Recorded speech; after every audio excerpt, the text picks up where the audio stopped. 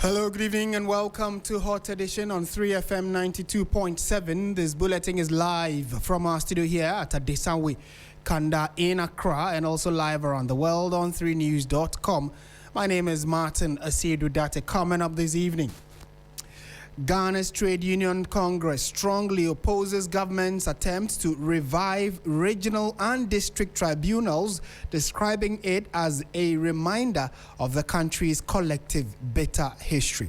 It is baffling to us that government is attempting to activate the tribunals. The TUC is manifestly opposed to the idea of resuscitating tribunals, given our collective bitter experiences with tribunals. We'll be digging into the specific concerns being raised by the TUC and then also find out the counter-argument being made by government. Meanwhile, in Parliament, the minority caucus continues to tear down portions of the bill, insisting it is a chooboi system. We will bring you all the thoughts and perspectives on this growing concern. And later on, in the Ashanti National Security puts a moratorium on all forms of mining in the Juaben Area. We will examine the decision and ask whether that should be extended to cover the entire country. And finally, the teacher unions back again with threats of industrial action over their conditions of service. Issues of conditions of service never seem to go away when you're talking about the labor front. We'll be discussing it in detail for you as we try and get the labor unions and labor experts to speak to this particular issue.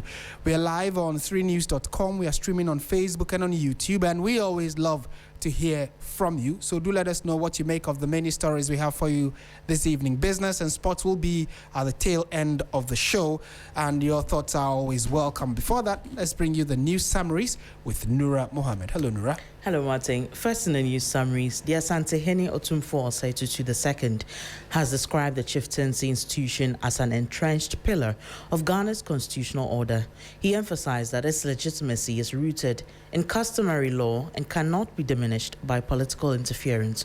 Also in the summaries, 15 people are feared dead following a fatal collision involving 3 vehicles at Odumase near Konongo on the Kumasi-Accra Highway in the Ashanti region on Wednesday, July 15, 2026. The crash involved a cargo truck transporting tomatoes, a passenger bus and a fuel tanker that was not carrying fuel at the time of the accident. The exact cause of the accident is yet to be officially established. Meanwhile, an Accra Circuit Court has sentenced New Patriotic Party activist and TikTok content creator Camilla Al-Hassan to 1 year in prison after she pleaded guilty to publishing false news about President John Dramani Mahama. Now, this conviction stems from videos she shared on TikTok in which she made false and unsubstantiated allegations against the president. She was convicted on charges of publishing false news and offensive conduct after admitting to the offenses. Also, Ghana is mourning the loss of 2023 Ghana's strongest champion, Godfred Akwalbela, whose passing has saddened the nation's sporting community. As the winner of the 2023 Ghana Strongest competition, Godfred inspired many with his incredible strength, discipline, and determination. His achievements and impact on the sport will always be remembered. Also in the news summaries, the leadership of 3 major teacher unions has given the government a 1-week ultimatum to conclude negotiations on their expired conditions of service, warning that further delays could trigger industrial action across the country's pre-tertiary education sector. The Ghana National Association of Teachers, NAT, the National Association of Graduate Teachers, NAGRAT, and the Pre-Tertiary Teachers Association of Ghana say a meeting with the Fair Wages and Salaries Commission, FWSC, on Thursday, July 16, ended without a resolution after the commission indicated it would seek a fresh mandate from the government before continuing negotiations. And finally, in the summaries, President John Dramani Mahama has announced the clearance for recruitment of 16,000 nurses to be employed in 2 batches to clear the backlog of unemployed personnel in the health sector. He, however, notes that the nurses must avail themselves to underserved areas where healthcare needs are greatest. He announced this as part of his 2-day Resetting Ghana tour of the Volta region. That's it for the summaries. Over to you, Martin. Thank you very much, Nura, for the new summaries. Let's settle for the details of our stories now. We're starting from the issues regarding the setting up of some tribunals or the return of the tribunal system to our legal jurisprudence. And it has been received with mixed reactions, more importantly, even within the political circles. But this time around, we have labor unions wading into the conversation. So the Trades Union Congress, the TUC, has expressed strong opposition to the government's proposed re-establishment of regional tribunals. The Congress argues that bringing back the tribunals would revive painful memories of a chapter in Ghana's history it describes as bitter and unfortunate. Addressing a news conference, the Secretary General of the Trades Union Congress, Joshua Ansah, called for the immediate withdrawal of the regional tribunals bill. He insisted that the proposal should be scrapped entirely, saying that the reintroduction of the tribunals is not in the country's best interest. And 142 are no longer relevant. The TUC recommends that the entire article and other consequential references to regional tribunals must be expunged from the Constitution. In its final report to government, the Constitution Review Committee recommended that the regional tribunals be de-established from the Constitution. In the considered view of the committee, the High Court has been handling the caseload of the regional tribunals. In the face of these clear recommendations, both by TUC and the Constitutional Review Committee, it is baffling to us that government is attempting to activate the tribunals. The TUC is manifestly opposed to the idea of resuscitating tribunals, given our collective bitter experiences with tribunals. The Tribunals Bill in its current shape and form strengthens our conviction that tribunals must be abandoned. The bill, when passed into law, can be a potent tool for weaponizing justice delivery and entrench the perception held by many that our justice system is up for grabs by the politicians.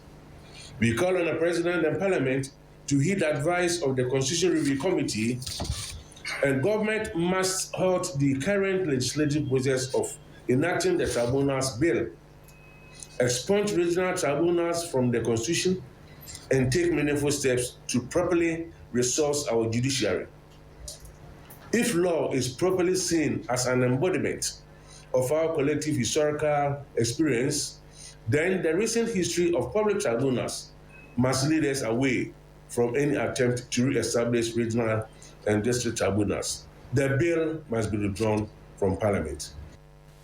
Well, so that's the bone of contention put forward by the Trades Union Congress in total disagreement with the passage of the introduction of the Regional Tribunals Bill in Parliament. And that conversation has been ongoing for some time. We'll try and speak to our parliamentary correspondent to give us a better understanding of how the conversation has been in Parliament, especially with the minority raising a strong opposition to it, saying that the bill, like you heard TUC say, takes the country through very painful moments that they wish they will forget, or they fear that it is likely to bring back moments that people endured or suffered during in the past when we were having regional and district tribunal courts.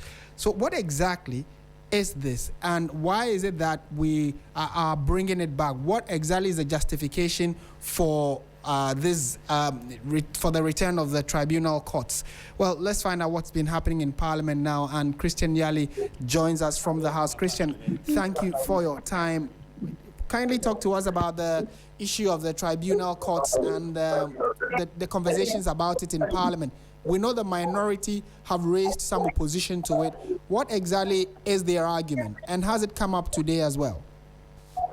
Yes, so Martin, this is not even the first time that the minority has rejected the idea of reintroducing the tribunal system. In fact, somewhere last week, when the second reading was done and a full debate ensued on the bill, they had raised concerns about some of the past memories, which they contend are not pleasant about the tribunal system in the past. They raised issues about the kind of excesses that, the system as it was then was used for. And so they were dreading that should this bill pass and then the tribunal system be reintroduced, the fear, the excesses of the past may be repeated. In fact, that was the mainstay of the argument the minority MPs made last week when the bill was introduced and the second reading was. Today, we have had the consideration started, and just when they got clause 4 of the bill, the minority leader, in fact, they even moved to clause 5, and then he pleaded with the speaker to be taken back to clause 4. The clause 4 of the bill, Martin, is primarily what is establishing the tribunal system, i.e., the district and then the regional tribunals. Now, one of the sub-clauses of the clause 4 gives absolute independence to the regional and district tribunals. And so that is more or less like a complete, so to speak, breakaway from the judicial system itself, so to speak. Now, one concern of the minority is that, per what the Constitution says, the tribunal system is part of the judicial system, so there is no need detaching it from the judicial system.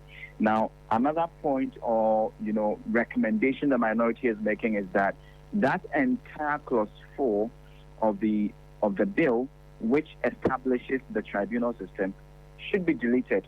What it means is that once it is deleted, then essentially the entire bill is more or less like repealed or thrown away, because it is when the tribunal system is established, then you have the other clauses that will talk about who qualifies to be on the panel and all of that would come through. So when that is done, but eventually we had the Attorney General and the Minister of Justice also rise to counter some of the claims made by the minority leader, indicating that there is no way some of the issues being highlighted would be repeated. As well mentions that there are safeguards in place to ensure that no one abuses the system once it comes into force. In fact, there's some few exchanges where you even hear the Attorney General pointing finger at the minority leader and indicating that I am your senior, because then he had wanted to make an intervention when the minority leader was speaking, and the minority leader felt that at least he should have waited for him to end his, remarks before he would come in. So a vote has been put on it, as it were, a voice vote just some few seconds earlier was undertaken, and obviously the no's have the voice vote was whether the MPs agreed with the amendment proposed that the clause 4 be deleted completely or maintained. And you had the minority side largely say yes, they agreed that it should be deleted, and then the majority side said no, it shouldn't be deleted. So as it stands, that has been concluded, that debate is over, and the clause 4 of the bill would continue to be part of it, and the rest of the clauses will be considered as well, Martin. Right, Christian, thank you for that summary of what the conversation has been regarding the tribunal, whether to return it or not.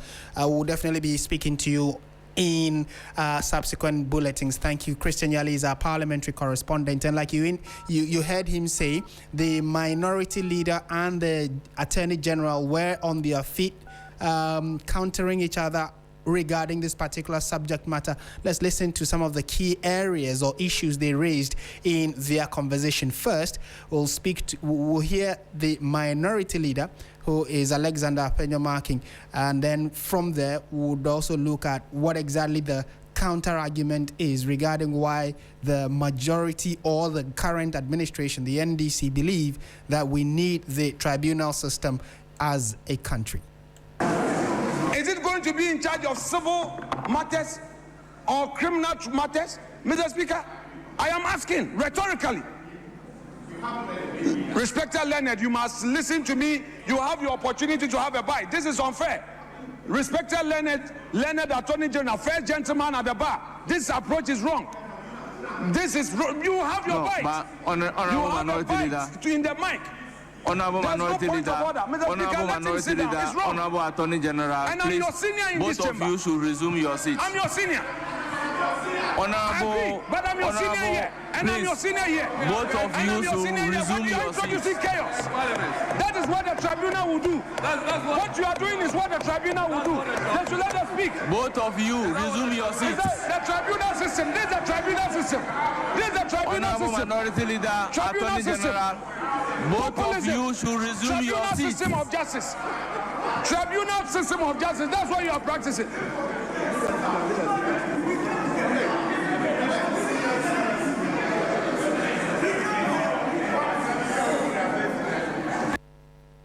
So you had the initial submission by the minority leader Alexander Penyo Marking, and getting to the tail end, you could tell that because the Attorney General was on his feet, the conversation seemed to have drifted into a chaotic moment. But let's now also listen to the Attorney General. He also was in Parliament. In fact, it was his position that he intended to share on the grounds or on the floor of Parliament, which was not allowed by the Speaker, for which reason the issue seemed to have degenerated into the chaos we had in the latter part of the submission. But well, maybe before that, let's speak to private legal practitioner Austin Bracco Powers, who joins us for a quick chat on this. Mr. Bracco Powers, good evening to you. Thank you for your time. Good evening, Martin. Hope you are doing well. Very well, thank you. First of all, what is your understanding of the tribunal court system and why there seemed to be a for and against argument against it? Where, from the layman's perspective, what is the court tribunal system? Martin, good evening. Let me say one good evening to your listeners and those who are watching on social media platforms. The basic thing we all need to understand is that the tribunal has been part of our court system since the promulgation of the 1992 Constitution. And when you look at, specifically when you look at article, when you look at the provision of from 125 down to 126, 216 and others, it is apparent that the tribunal has been part of our court system. In fact, when you look at the Superior Court of Ghana or the Superior Court of Judicature, particularly at Article 126, it lists the regional tribunals as part of the Superior Court of Judicature in the country. However, Martin, we know that just a mere mention of tribunal brings some memories into mind. In fact, memories that people will not want to remember. And I believe that is the reason why some people have taken a position where they are unable to move. And the position is that they don't want the reintroduction of the tribunal system. But the basic thing is that the tribunal operates on a different plane. They do not go strictly by our traditional court system. They have more flexible processes. And usually, tribunals are the panel are usually, or the panel members are usually are composed of some lawyers and partly non-lawyers. So it is not a formal way of deciding or taking decisions as compared to the traditional system where you have a sitting judge who is well trained in law and you have lawyers who come in and debate. Then later the judge has to decide. But the tribunal has a flexible system, and it was so designed to ensure that at least there are matters that could be decided without resort to the former legalism. And that is why it was introduced. And again, because of the setback that we suffer at the traditional court in terms of the delay of proceedings, sometimes cases could take 20 years, some 30 years, some 40 years. The tribunal system cures that delay. In fact, it ensures expeditious adjudication of disputes. So this has been the advantage of the tribunal system. However, because of the way it was used and how the system was massaged to achieve a purpose, to the point that some people would not even want to hear the tribunal system. But we must understand that until we decide to amend the 1992 Constitution to get rid of the regional tribunal, it is part of our court system. So any attempt to speak against it will not wash. Even though the attempt may be genuine, I think the government has a duty, a responsibility to disabuse the minds of Ghanaians, particularly those who may have suffered in the hands of the previous panel or panel members who headed the tribunals in the past. We need to work to disabuse their minds. Otherwise, there will be opposition to the attempt to introduce or reintroduce the tribunal system into our court structure. But, from where I stand, I say it is part of our court system. And at this time, or the time is right for us to accommodate it. Because, you see, it was Kufuor's time that the tribunal system suffered a major setback. And it was not giving a blood to function. But if this government wants to do that, because there we have our traditional courts are inundated with a string of cases. Some of them are taking so long. Judges are also slow. Lawyers are repetitively delaying matters. So the tribunal system will help ensuring an expeditious adjudication or discharge of matters. So for me, I think it is a good idea, but the government has a lot of work to do to settle the minds of Ghanaians, disabuse their minds, and let them know that this time around, the tribunal will do a good job. This will be a burden or an obstacle the government will have to overcome or surmount. Right. And so that burden you describe is what my next question will be, which is that we are in a modern era. A lot more people are educated and have an idea what the regular legal system should be like. So when someone is introducing something that is alien in the tribunal system, which was something you say majority of Ghanaians fear, is it a legitimate concern to say that because of the past, we shouldn't allow it totally to happen? Or like you're saying, we should allow it, but we should make sure that modernity works line in line with the new system of the tribunal court adjudication strategy that we are introducing? Martin, we must understand the tribunal is even part of the international court system.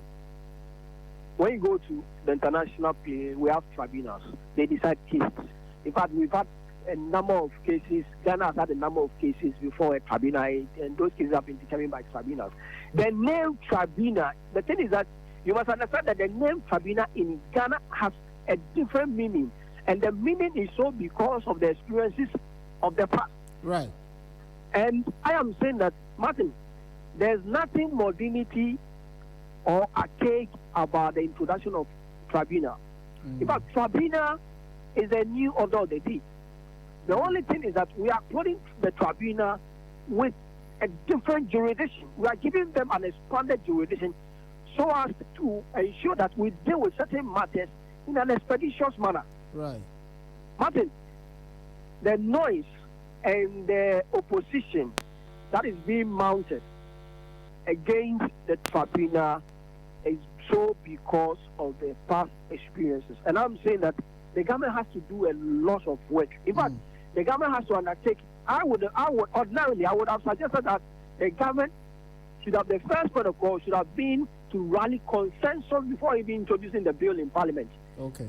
Because I'm sure they will feel that because it was part of their campaign promise, whoever is hearing it now probably was not following their campaign, because it was a key part of the things the current president said on big campaign platforms, reiterated by the current Attorney General and the legal team of the NDC, and even people who were not necessarily politically aligned. They said that, well, if power does change hands, the new administration intends to bring or reintroduce a tribunal system. So they think that those who are opposing it now have waited a bit too long for their argument to be heard. But like you're saying, it is important. It is already a part of our legal system, but the style of introducing it should also be based on consensus, right?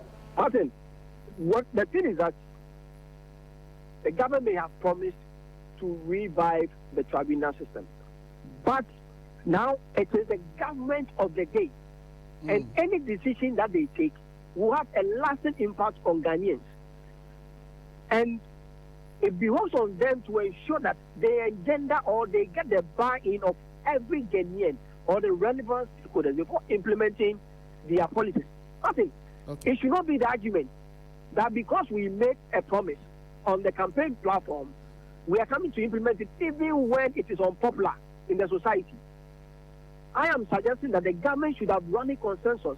They should have brought together major stakeholders to dilate on the issue, the introduction and the unintroduction of the tribunal system. And when we're able to do that, it gives us an opportunity to disabuse the minds of people, particularly those who have bad experiences with the tribunal system. If they have done that, the opposition they are currently facing would not have surfaced. Martin, sometimes you may have made a promise, but tactically, you must be swift and smart in the execution of that very promise. And I think this government failed in that regard. Thank you, Mr. Powers, for your thoughts and time as always. Thank you. And Austin Bracco Powers is a private legal practitioner sharing a thought on the reintroduction of the tribunal system by this current administration. And like you heard him say, it was during the administration of the former President John Agyekum Kufuor that the tribunal system, which had been in place for several years, started suffering or was put on the back burner. So our regular court systems like the Court of Appeal, the Supreme Court, the High Court, the district courts, they were the ones that were used more often than not. And then the tribunal system was totally neglected. But as we speak, the current administration wants to introduce it. However, it is meeting quite the opposition. Let's listen to the Attorney General, Dr. Dominic Ayine, when he was on his feet in Parliament, arguing strongly about why government is introducing it. These things incorrect as far as the Constitution is concerned, because as you yourself drew his attention to the provision in Article 126 of the Constitution and 142, but let's start with 126.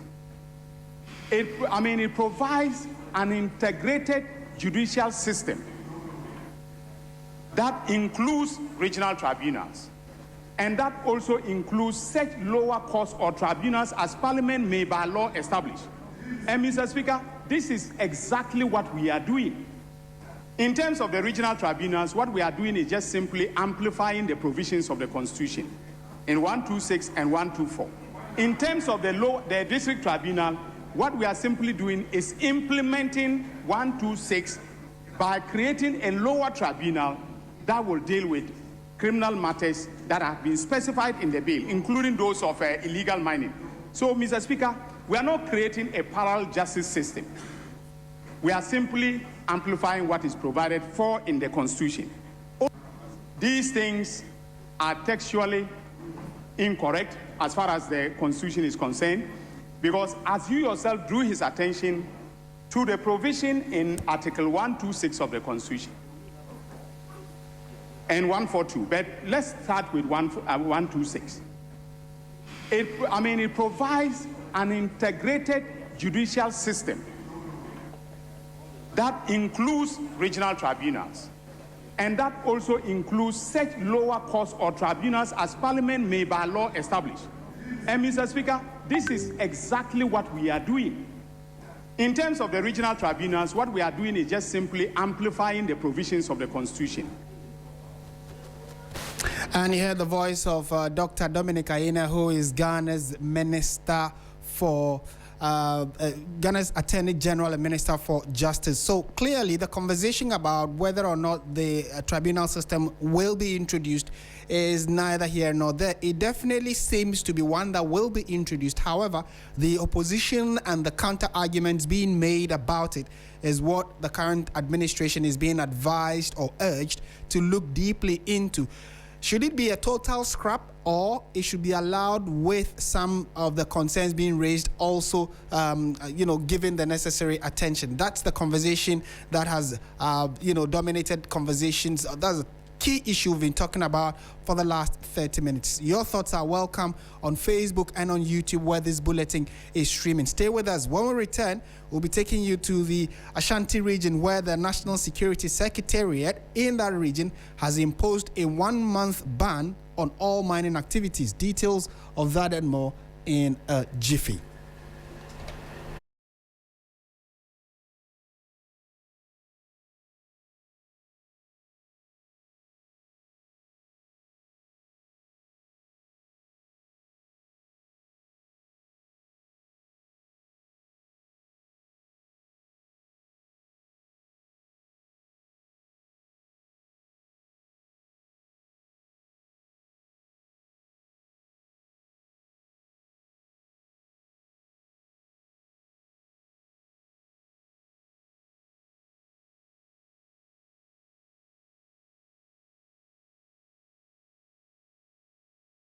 Is HotEdition. We're going on to the other story I just hinted you about in the Ashanti region, where the National Security Secretariat in the Ashanti region has imposed a 1-month ban on all mining activities and the movement of excavators within the Juaben municipality as part of efforts to combat illegal mining, popularly known as galamsey, and facilitate land reclamation. The directive, which takes effect throughout July, was announced by the Deputy Ashanti Regional Security Coordinator Alhaji Inji Abdallah Umar after an inspection tour of some mining sites across the municipality. So tonight we ask, what does this mean when you consider the fight against illegal mining across the country? First, let's speak to the MCE for the area, who is Madam Eunice Oheniwa Ansu. She's joined us for a quick chat. Madam, good evening. Thank you for joining us on 3FM. Hello, good evening. We have heard the public announcement, which is the imposition of a 1-month ban on all forms of mining. How do you intend to implement this order? Because we know that the length and breadth of the country, Ashanti region is the most dominant region when it comes to mining. So how do you intend to implement this ban? All right, thank you so much. Good evening to all your listeners this evening. Thank you once again for the question. We are going to do our operations. I think it will be in every 3 days, so that they will see that we are serious of what my boss have said. The reason is that yesterday we went round to look at what is happening at my area, and in fact, when we got there, it was very sad to see so many things on the ground. Therefore, we decided to put ban on it. That is the reason why we did that. So on the illegal mining. So the ban is not ban on illegal mining, it is ban on all forms of mining for 1 month? Yes, please. Yes, please. And what has the response been since this announcement, especially from the big mining companies who have the full license and backing of the state to mine? When you come to Juaben, all that I can say, they have only one legal miner. And the legal miner, what he is doing at that ground is not a mining, is not the rule, he's not following the rules and regulations of the lances that he's holding. Therefore, I consider him to be an illegal miner. The reason is that when you get to the concession, there are lots of illegal miners mining that area. And when they finish, they don't cover the pit. Therefore, he's not doing the right thing that has been given to him. Okay, so what is the plan while the ban is in place? Are you going to be, like you're indicating, it was a visitation that drew your attention to how bad the situation was, for which reason this ban has been imposed? So now that the ban has taken effect throughout the month of July, and July has about 2 weeks to end, what do you intend to do as a municipality? Okay. What we are planning to do now is that we are very sure that they don't have documents of what they are doing. Therefore, we are going to invite them on Tuesday. When they come, we are going to let them know that what they are doing over there is illegal mining. And two, maybe they don't know that what they are doing is not proper mining. Therefore, we are going to let them know. And then two, wherever that the person is mining, we will let the person cover that area, and then we plant some trees over there. Because it's very sad when you go to that area, the pit that the people have left it there, my dear, is very sudden that even somebody can go to that area, maybe the person is going to a farm or something, the person may even fall on the pit. So it's very bad, and yesterday, my issue is that the security around that area is the problem that I'm facing. Because when you go to those areas where they are mining, that area, for almost about 4 or 5 months ago, I made this statement on I even sent it to the media and so many places. That area belongs to Konongo, and when you go there, the Konongo people have not been monitoring, or they have not been doing what is right. Yesterday, for instance, when I went there with my boss, Inje, Alaji Inje, when they even saw the police and then the crowd that we went there, they don't even recognize that people have come there. In fact, I asked somebody, so haven't you seen that the police people and the whole entourage is here, and you people have not even seen us? You are still mining. He told them, oh, for this one, we have been seeing them. When they come, they only come, and then we saw them out and they will go.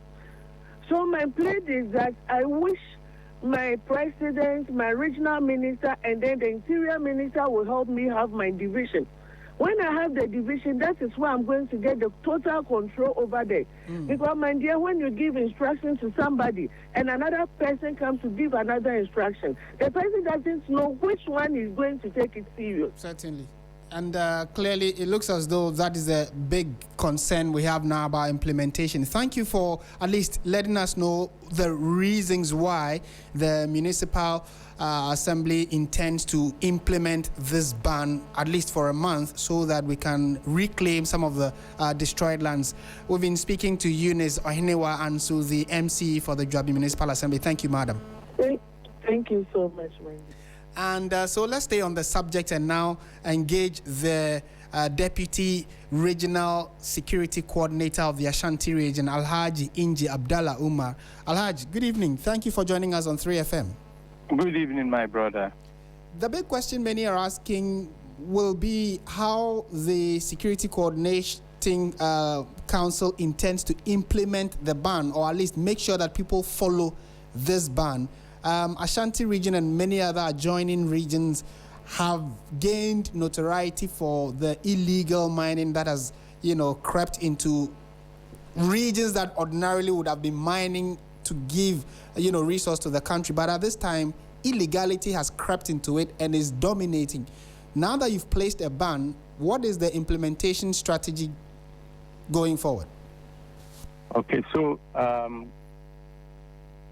good evening to you and your listeners. So as you said already, this directive is from the Ashanti Regional Security Council, placing a 1-month ban on all mining activities, whether legal or illegal, within the Juaben municipality. Because I can tell you that there are people, even with legal documents, doing small-scale mining. After mining, they will be leaving the pits there, which will pose danger to the ordinary citizens or residents within that community. So we would want to, in this 1 month, see that there will be no mining activity, no excavator is going to move out from the Juaben municipality or the Juaben area, and then we are going to make sure all those mining in the area have started their reclamation program within where they are mining. Right, and how has the cooperation been, especially after the announcement of the ban? We are told that the entirety of the Ashanti region is where the ban has been implemented. We know there are some legal institutions that are mandated to mine. What has their response been following the announcement? Well, they have nothing to do or say than to comply, at least to mine and leave the pit there to pose danger to human beings or the ordinary citizen. I think it's not something anyone will support or vouch for. So they have for now accepted, and we are also monitoring the system in collaboration with the municipal assembly, the police, and other agencies who will assist us to make sure or to see to it that the reclamation have started as we announced yesterday, from yesterday till the end of the 1 month that we've given them. Two final questions, then you can take leave of us. One would be, is it that even legal mining institutions who mine within their concession are also expected to stop the mining for the 1 month? Yes. Okay, right. And my final question would be, based on the intelligence you have gathered, for which reason you've instituted this ban, are you looking at advising maybe national security to institute a similar measure where there will be a total ban in the country based on the success you are likely to see from the Ashanti region? No, for now, no. You know, this reclamation program is a directive from the Ministry of Lands and Natural Resources from last year, July, to all the regions or areas that are doing mining, especially small-scale mining. So Ashanti region, I'll say, have taken the lead. And it's not only Juaben. I think we've already placed some 2 weeks ban in UNESCO number 1 and 2 within the Akrema-Kwangoma municipality, and they have 1 week has already gone. It's left with 1 more week. We are monitoring the system. We have mounted our checkpoints, that barriers, to make sure that excavators are not moved out from these areas. Now we have Juaben. We have already done that of Bosomtwe. For Bosomtwe, there is and there will be no mining in the Bosomtwe area. A directive from the Regional Security Council, led by the Regional Minister, Dr. Franka Mwakohene. Now the research is also doing a massive reclamation at Adanse Asqua, as I'm speaking with you. And then we have started already Bosome Freho district area, where a lot of the miners have gotten themselves involved in this reclamation program. Right. And you can see to yourself when you go there, miners who lost their land to illegal mining activities have gotten it back. Okay. Some of them have gotten some plantations like palm, coconut, and others, and are now working on their lands that they lost some years ago. Okay. They have gotten it back and are seriously working on it. So we are spreading it to the other districts or municipalities that are also in this mining activities. Thank you so much for your time and thoughts this evening, Alhaji Inji Abdallah Umar. Thank you so much. Right, and he is the Deputy Ashanti Regional Security Coordinator, reiterating the ban that has been put in place for at least the entirety of July in the Ashanti region, especially because they want to stop the Galamsey activities, and then also they want to ensure that they are able to reclaim some of the lands that have been destroyed, especially because they believe that it will go a long way to save lives. This is 3FM 92.7. We're going on to other related subjects now, this time around to education, because the leadership of the Ghana National Association of Teachers, NAT, the National Association of Graduate Teachers, NAGRAT, and the Pre-Tertiary Teachers Association of Ghana have given government a 1-week ultimatum to conclude negotiations on their expired conditions of service. The unions say that a meeting with the Fair Wages and Salaries Commission ended without any agreement, raising fears of possible industrial unrest if the negotiations are not concluded promptly. 3 weeks ago, the leadership of NAT, NAGRAT, and the Pre-Tertiary Teachers Association of Ghana petitioned the Fair Wages and Salaries Commission over delays in renewing their expired conditions of service. Among their key demands are the promotion of qualified teachers and the implementation of a 20% deprived area allowance for teachers serving in disadvantaged communities. On Thursday, the 16th of July, which is today, the Fair Wages and Salaries Commission convened a meeting with the unions in an attempt to resolve the outstanding issues. However, the negotiations ended inconclusively. The commission informed the unions that it would seek a fresh mandate from government before returning to the negotiating table next week. The outcome of the meeting left the teacher unions dissatisfied, with teachers and leaders accusing government of delaying the process. President of the Pre-Tertiary Teachers Association of Ghana, King Ali Audu, says the unions have given government through the Fair Wages and Salaries Commission 1 week to conclude negotiations or risk disrupting the current industrial peace in the education sector. So the powers that be, we are asking them, when is the president going to fulfill those promises? And the story we are getting is hurting. It's hurting because they are telling us that we are too many. So the budget cannot take it. So we have to close many schools down and sack many teachers from the schools. So we have few teachers that we can take care of. So we are asking that the president must make sure that he directs his ministers. They should do the right thing. At the time the president was making the promise, he knew the budget or our economy and what we can take. So we believe that this economy can take care of teachers. The only allowance we have asked is a new one, only one. And as I speak to you, apart from premier retention premium that a teacher has, we don't have any allowance on our pay slip. All the allowances are accumulated and they are given in a year. If I do the calculation, you'll be shocked how much a teacher is taking per month. There are some teachers who are doing extra work and nobody is recognizing them. This is the demand we are making. So today's meeting is to assure our members that the Fair Wages and Salary Commission asks that next week we'll come back.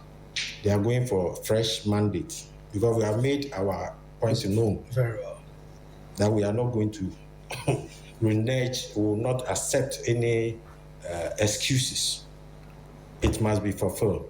1, the DD to Director 2 and Director 1, then the deprived area allowance, and then the housing for teachers.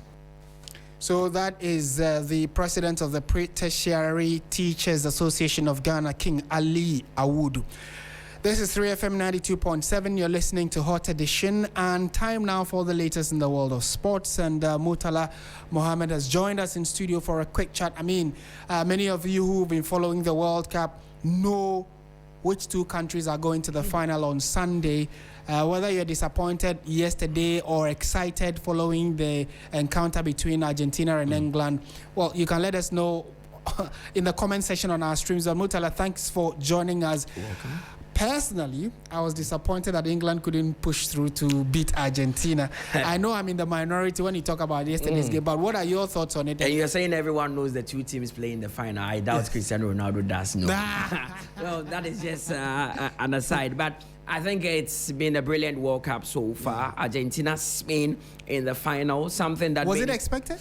Not really. Many predicted a France-Argentina final at a point because France looked like the most complete team in the tournament, especially with the last four. And many were disappointed how Spain brushed them off easily. Spain was just tactically disciplined, stuck to their guns, and France came in with the notion that we are the best team in the tournament, so let's just go out there and show everybody. Spain outclassed them in the end, Spain in the final. Argentina, they've been hanging on the thread. It's been it's like a football story that has been written that needs to be fulfilled. Right from the game against Cape Verde through to Egypt to Switzerland, it looks like Argentina are down and out. Then Lionel Messi would won the stake and cause magic. It looks like they are relying heavily on Lionel Messi, and it's working for them. There's no shame in that because even Ghana has relied on Asamoah Gyan in the past, Abedi Ayew, Pele, and all that. All teams rely on one person at a point, and that is what Argentina are feeding off. For me, they deserve to be in the final. Pair on the balance of play that we saw against England yesterday. England called too early. I think with about 30 minutes to go, you don't go into a defensive mode against a Lionel Messi who rolled back the years by shifting to the wings. Once he does that, you know you are doomed. Was it that, I mean, it's past, we cannot change what has happened in past, but like almost everybody is shifting the blame on Thomas Tuchel and his strategy he deployed. Could the players have done anything else? It is easier to sit outside and say that Thomas Tuchel got it wrong, as the Georgian club said, because you're playing against Argentina, you're leading by a goal to nil. They are already dominating possession. What it's in your mind as a coach is to try and block all the spaces.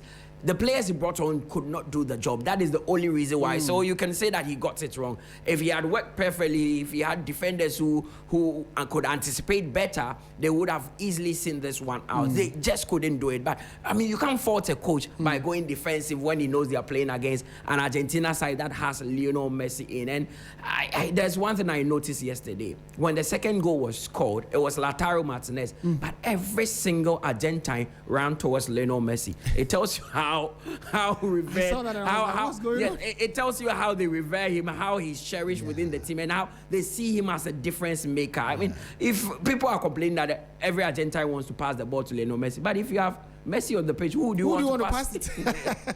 Good question. And maybe finally, what are your predictions? I will be hard. My heart says that Spain, because they are very disciplined. My head tells me that if Messi is on the pitch, anything can happen. So I would go with Argentina nicking this one. But if Spain wins it, I'll be happy because Lamine Yamal, as a young boy, just 19 years of age, winning your first World Cup, that would be great for him. That would be great. All right, Mutala, thank you very much for your thoughts. As always, he's with 3 News Sports here at Media General. And so it's time for the latest in the world of business. Bismarck Ewusa is coming in. Bismarck was watching the game with us yesterday. I want to find out from him. Bismarck, your question is, who is going to win the World Cup? We know that it is Spain, Argentina in the final. You were just watching yesterday and were laughing at almost everybody else. It was like as though you knew Argentina would come up with the magic. Were you surprised that Argentina won? Well, I wasn't surprised that Argentina won because I watched their previous match and I knew what the GOAT Messi could do. So I wasn't surprised at all that he pulled the last-minute surprise. Oh, yeah. And now they are in the final. How do you see that playing out? Well, for us on that side, it's a bit of a friendly match for us in the sense that we are now confused as to which team to support. Yes. Are you a Barcelona fan? Yes, I am. Oh, so that's where your confusion stems from. Right. But I'm hoping that Messi takes it for the second time. Really? Yes, and then now we can groom Yamal. Yamal for the next game. Yes. Okay, all right, Charlie. So that's Bismarck Ewusa with our business desk. He's coming in with the latest in the world of business. Stay with us. This is Hot Edition on 3FM.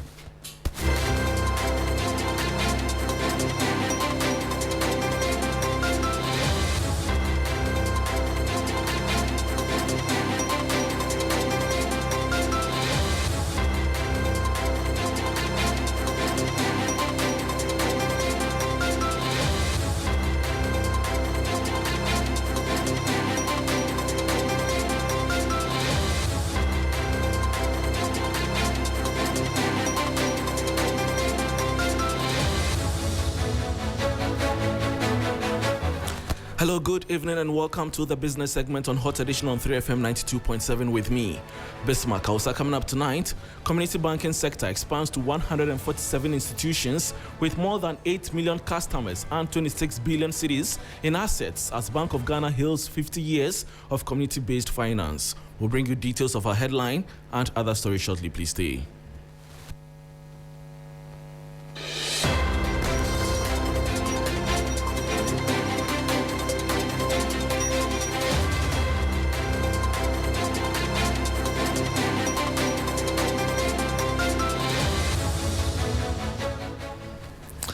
Thanks for your company. Now to the details. Ghana's community banking sector has grown into one of the fastest expanding segments of the country's financial industry, with 147 licensed institutions, serving more than 8 million customers, and managing assets worth about 26 billion cedis. Speaking at the commemoration of 50 years of rural banking and the conversion to community banking, Governor of the Bank of Ghana, Dr. Johnson Isiama, says the milestone reflects the success of a model introduced 5 decades ago to bring formal banking services closer to underserved communities and promote financial inclusion.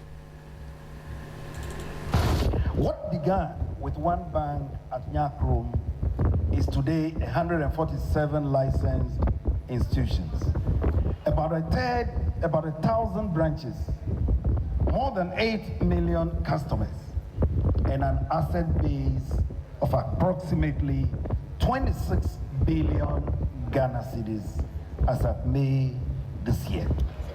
26 billion, not million, billion Ghana cedis as of May this year. It is one of the fastest growing segments of our banking industry. And note those numbers carefully.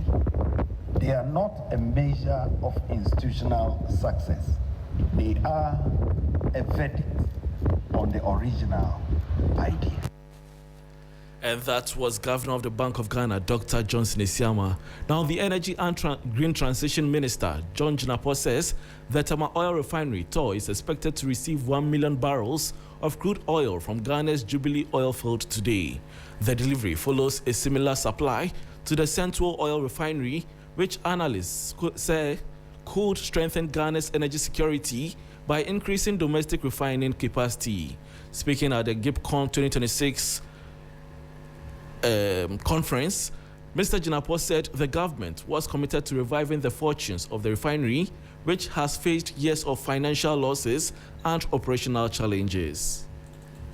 Today, our own Tema Oil Refinery is taking another 1 million barrels from our own fields to process. And that, for me, tells you what leadership can do. Because when we assumed office, Tema Oil Refinery was being given out. It was being given out for $22 million. The refinery had not published its financials for 9 years. Today, I can report to you that not only have we published all the financials for the years, the refinery is making profit way in excess of the $22 million, creating jobs, anchoring the economy, and processing our own products. And that was Energy and Green Transition Minister John Jinapor. Meanwhile, the Chief Executive Officer of the Ghana Chamber of Bulk Oil Distributors, Dr. Patrick Ofori, has called for increased government investment in infrastructure to support the efficient distribution of petroleum products. He says such investment could or would also help position Ghana as a strategic distributor of petroleum products to the sub-region. Resilience requires infrastructure. We must continue investing in modern storage facilities, strategic pipeline connectivity, local refining capacity, transport corridors, and the road network that connects our depots. And at least we'll be hoping that our minister will be giving us something on the roadmap within the Tema TOR enclave. These investments will improve supply reliability, lower logistics costs, create jobs, stimulate industrialization, strengthen Ghana's energy security, and ensure efficient means of transporting petroleum products across the length and breadth of the country. And You heard Chief Executive Officer of the Ghana Chamber of Bulk Oil Distributors, Dr. Patrick Ofori. And that brings us to the end of the business segment on Hot Edition on 3FM 92.7 with me, Bismarck Ausa. For more business stories, please check out our website, 3news.com. Thanks for your company.